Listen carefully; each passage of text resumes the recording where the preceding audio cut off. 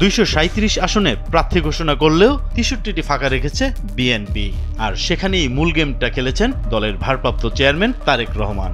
জামাত যখন গণভোট ও জুলাই সনদ ইস্যুতে রাজপথে ব্যস্ত, তখন লন্ডনে বসে নতুন মিশন শুরু করেছেন তারেক রহমান। তাতেই চোখ কপালে উঠেছে জামায়াতের। নির্বাচনকে ঘিরে রাজনৈতিক দলগুলির মধ্যে শুরু হয়েছে তীব্র বাকযুদ্ধ, দেখা দিয়েছে টানটান উত্তেজনাও। গণভোট ও জুলাই সনদ ইস্যুতে মুখোমুখি অবস্থানে বিএনপি ও জামায়াত। এরই মধ্যে আলটিমেটাম দিয়েছেন জামায়াত। 11 তারিখের মধ্যে আশ্বাস না পেলে ঢাকার চিত্র ভিন্ন হবে বলেও হুঁশিয়ারি দলটির। জামায়াত বলছে নির্বাচনের আগেই গণভোট হতে হবে। দলটির নেতারাও বলছেন সোজা আঙ্গুলে ঘি না উঠলে আঙ্গুল বাঁকা করা হবে। সরকার যেন আলাপ আলোচনার মাধ্যমে বিতর্কের অবসান ঘটান। তবে এখন পর্যন্ত সমঝোতার কোনো লক্ষণ দেখা যাচ্ছে না। এ অবস্থায় বিব্রতকর পরিস্থিতির মধ্যে রয়েছে সরকার।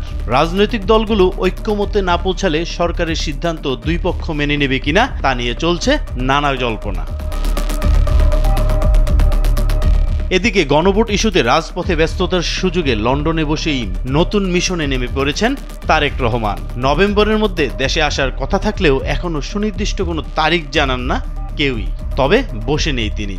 নির্বাচনকে ঘিরে প্রার্থী বাছাইয়ে ছিল নিখুঁত পরিকল্পনা, যদিও কয়েক জায়গাতে বঞ্চিতরা কিছু সংঘাত করেছেন।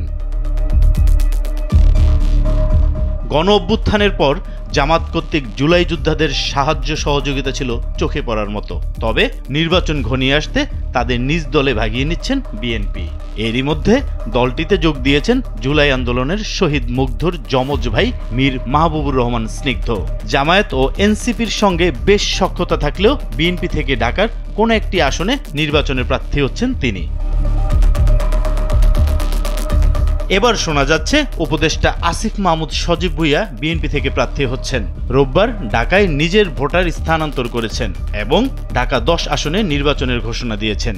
আসনটি আগেই ফাঁকা রেখেছে বিএনপি। এছাড়া নির্বাচনকে সামনে রেখে রাজধানী সহ সারা দেশে বিভিন্ন এলাকাতে জুলাই শহীদ পরিবারের সদস্যরা বিএনপিতে যোগদান করছেন এবং দলটির গুলশান কার্যালয়ে এসে অনেক জুলাই শহীদ পরিবার বিএনপির সঙ্গে থাকার অঙ্গীকার ব্যক্ত করেছেন। রাজনৈতিক বিশ্লেষকরা বলছেন 31 দফা বাস্তবায়নে স্নিগ্ধ ও আসিফদের মতো তরুণদের সঙ্গে নিয়ে কাজ করতে চান তারেক রহমান। একই সঙ্গে জুলাই শহীদ পরিবারের পাশে নিয়ে নতুন বাংলাদেশ গড়তে চান তিনি। কেননা নানা ইস্যুতে এনসিপির সঙ্গে দূরত্ব বেড়েছে জুলাই যোদ্ধাদের, সেই সুযোগটি লুফে নিল বিএনপি। ডেস্ক রিপোর্ট, সময়ের আলো।